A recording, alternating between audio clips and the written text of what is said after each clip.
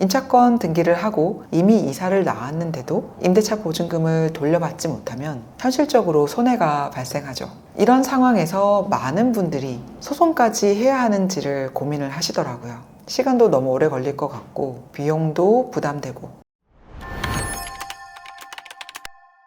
그런데 소장이 법원에 접수되고 임대인에게 소장 부본이 송달이 되면 태도가 바뀌는 임대인들이 많습니다.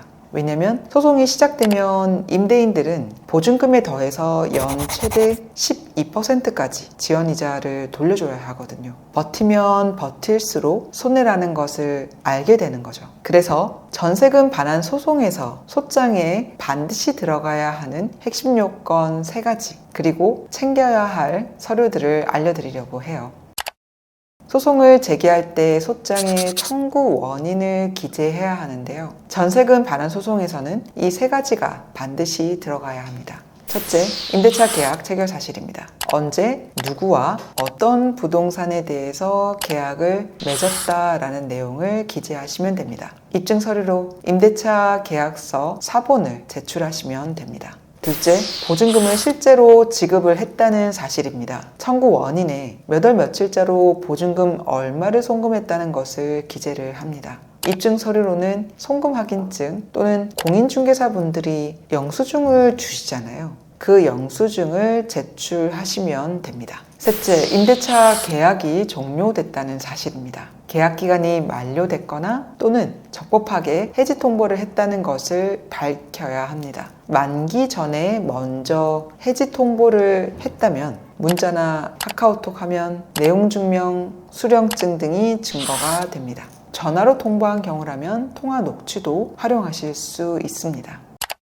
계산 방식은 이렇습니다. 집을 비우고 집주인에게 돌려줬거나 비밀번호를 알려주는 등 부동산을 인도한 의사를 표시한 다음 날부터 소장이 송달되는 날까지는 민법상 연 5%, 그 다음 날부터 실제로 돈을 다 받는 날까지는 소송촉진법에 따라 연 12%입니다. 그런데 아직 이사를 나가지 않은 상태라면 이 경우는 지연이자 청구는 인정되지 않습니다. 임대차 목적물을 인도하는 의무와 보증금을 반환할 의무는 동시 이행의 관계에 있기 때문입니다. 그래서 법원은 임대차 목적물을 인도함과 동시에 보증금을 반환하라는 내용으로 판결을 할 겁니다. 동시 이행 조건부 판결이라고 하는데요. 세입자가 집을 돌려줄 의무와 집주인이 보증금을 반환할 의무는 법적으로 동시에 이행해야 하는 관계에 있기 때문입니다. 한쪽이 먼저 이행을 하지 않으면 상대방도 이행을 거부할 수 있는 거죠.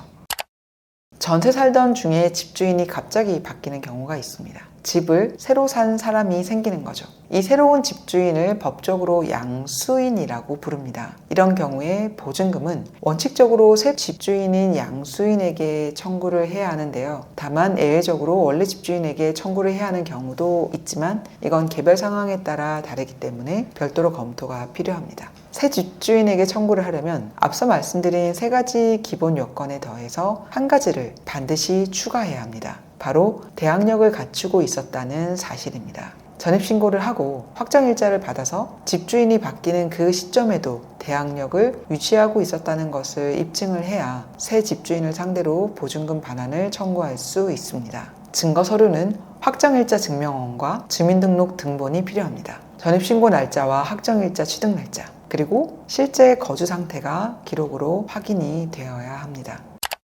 이렇게 소장을 쓸 때 보증금과 이자 이외에 2가지를 꼭 더 챙기셔야 하는데요. 바로 장기수선 충당금, 그리고 임차권 등기명령 신청을 할 때 들었던 비용입니다. 아파트 관리비 고지서를 보면 매달 내던 장기수선 충당금이 있을 거예요. 이건 원래 집 소유자가 부담해야 하는 비용입니다. 퇴거를 할 때 돌려받을 수 있는 돈이에요.